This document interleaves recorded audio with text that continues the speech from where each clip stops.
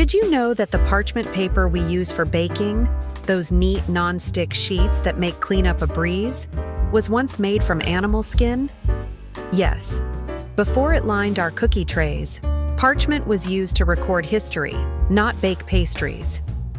Let's unwrap the fascinating story of how parchment evolved from sacred scrolls to kitchen must-haves.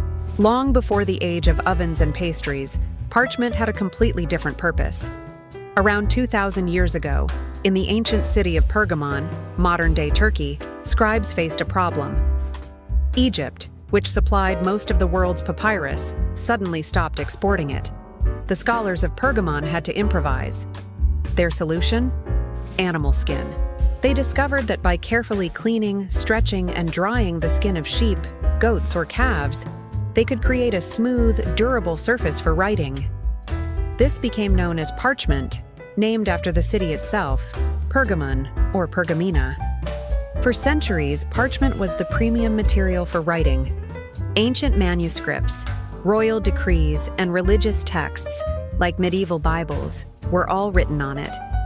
Unlike paper, which tears easily, parchment could last for centuries. In fact, many historical documents preserved in museums today are made from animal parchment that is over 1,000 years old. So, how did a writing material end up in the kitchen?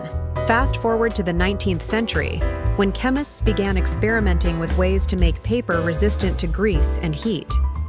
They found that treating ordinary paper with sulfuric acid partially dissolved the fibers, creating a thin, smooth, and non-stick surface, similar in texture to ancient parchment.